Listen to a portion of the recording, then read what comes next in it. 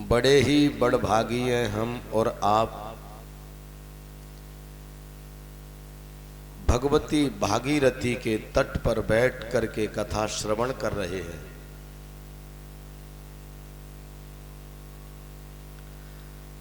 कल के प्रसंग में धर्मदूत हेमकुंडल वैश्य के पुत्र विकुंडल को बता रहे हैं कर्तव्यो धर्म संग्रह।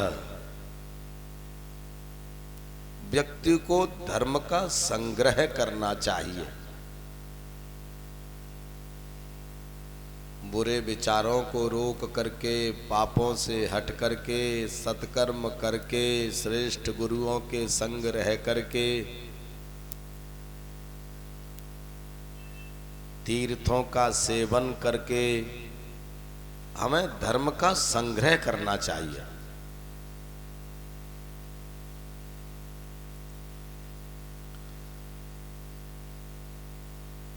पूज्यपाद धर्म सम्राट स्वामी श्री करपात्री जी महाराज ने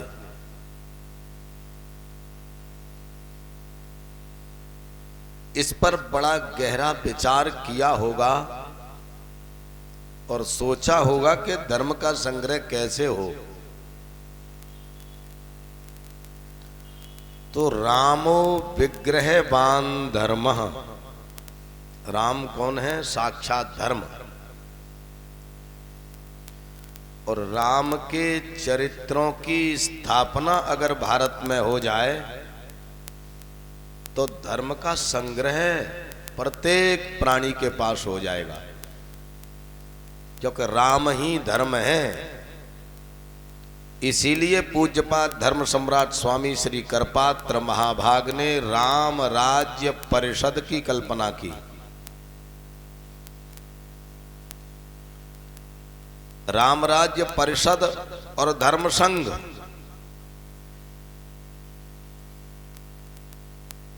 ये धर्म के संग्रह के केंद्र हैं।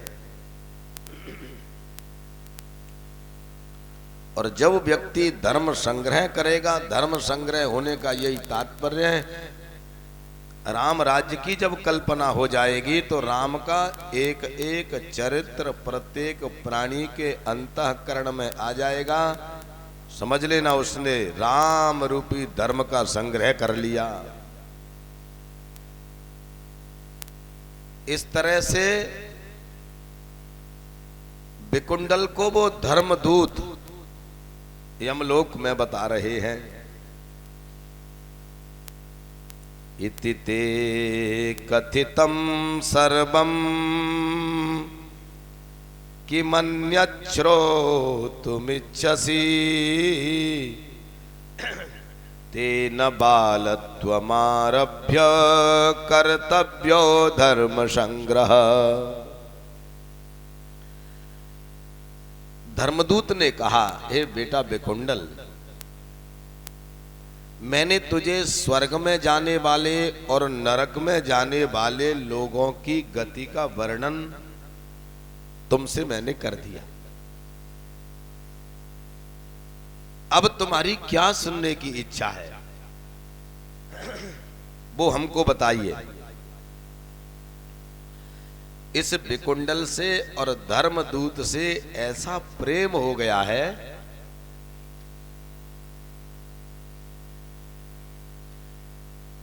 इसलिए धर्मदूत विकुंडल को इतना समय दे रहा है और वार्तालाप कर रहा है। अब तुम्हारी क्या उच्च सुनने की इच्छा है?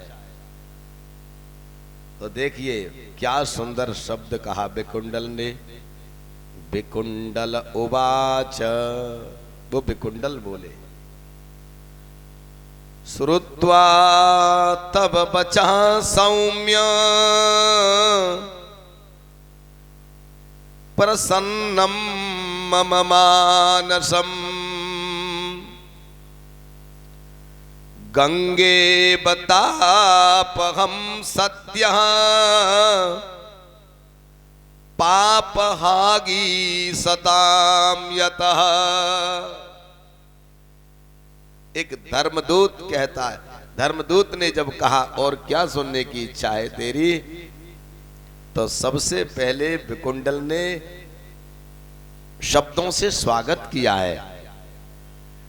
श्रुत्वा तब बचः सौम्य, हे सौम्य, धर्मदूत को सौम्य कह करके,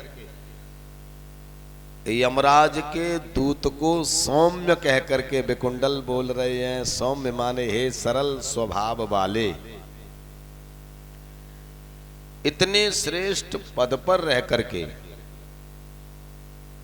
और नरकों में लोगों को यातना देने वाला व्यक्ति सौम्य हो जाए, कितना कठिन है। जो लोगों को फांसी देता हो, उस व्यक्ति का सरल स्वभाव हो, बड़ा कठिन है। लेकिन कठोर से कठोर व्यक्ति को भी आप अपने व्यवहार के द्वारा सरल से सरल बना सकते हो।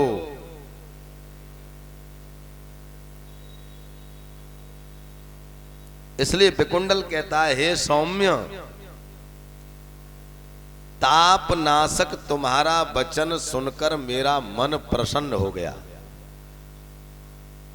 आपका जो वचन है ये तापों को दूर करने वाला है, शोक संताप का हरण करने वाला है।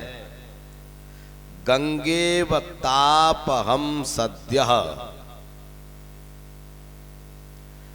जैसे भगवती गंगा ताप का हरण कर लेती है, ताप का पाप का गंगा हरण कर लेती है, वैसे ही महापुरुषों के वचन व्यक्ति के ताप को, पाप को, संताप को हरण कर लेते हैं। आपके प्रिय वचनों से मुझे बड़ी शांति मिली है।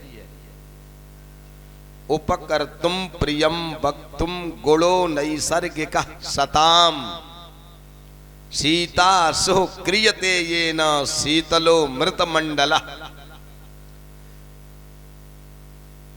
महापुरुषों के जो वचन होते हैं ना,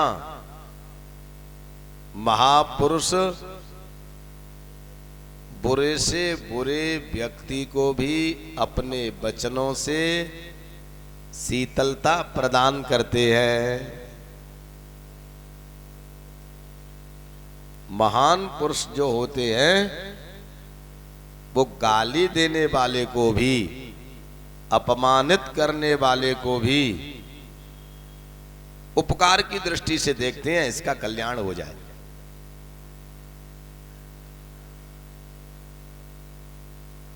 एक बार एक महात्मा जी जा रहे थे,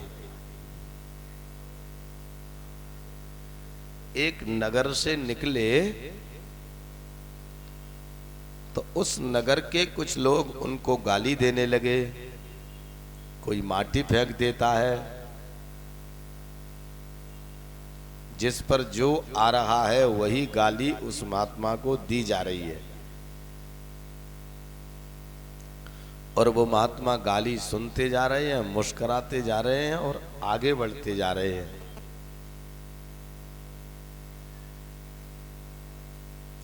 इतने में एक सामने से महात्मा जी और आ गए।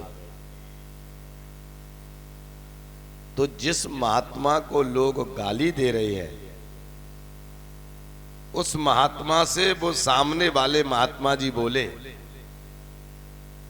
क्यों भाई, ये तुमको हजारों गालियां दे रहे हैं, तुम इनको कुछ क्यों नहीं कह रहे हो? क्या तुम्हारे पास वाणी नहीं है? तुम बोल नहीं सकते हो कि तुम गूंगे हो? ये हजार गाली दे रहा है तो कम से कम तुम दो चार गाली तो दे ही सकते हो। तब उस महात्मा ने कहा, ददतु ददतु गालिम गालिबंतो भवन्तः अयमपि गालि भावात् गालिदाने समर्था। हे महात्मन, ये गाली दे दे करके गालियों जैसे ही हो जाएंगे। और आप कह रहे हो कि ये हजारों गालियां दे रहे हैं, तुम 2-4 गालियां नहीं दे सकते हो क्या? तो इस महात्मा ने उत्तर दिया, एक विचार करिए, ये मुझे गाली दे रहे हैं और मैं भी इनको गाली देने लग जाऊं तो मुझ में और इनमें फिर अंतर क्या रहेगा, भेद क्या रहेगा? मुझ में और इनमें अंतर क्या रहेगा? खाद खूद धरती सहे, काट कूट बनराई, संत सहे दुर्जन बचन और सहा नहीं जाई। हम धरती को खोदते हैं, मारते हैं, पीटते हैं, ठोकते हैं, कितना गड्ढा करते हैं, और अगर ये धरती माता हमसे गाली देने लग जाए तो फिर हम में और धरती माता में अंतर क्या रहेगा?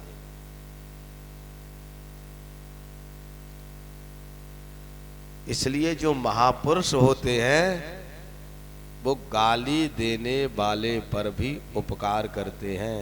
आप विचार करिए, एक व्यक्ति पेड़ में पत्थर मारता है और वो इसको फल देते हैं। ये पत्थर मार रहा है फल में, पेड़ की डाली को तोड़ रहा है। इतते ये पाहन हनत उतते बे फल देत, ये पत्थर मार रहा है उनमें,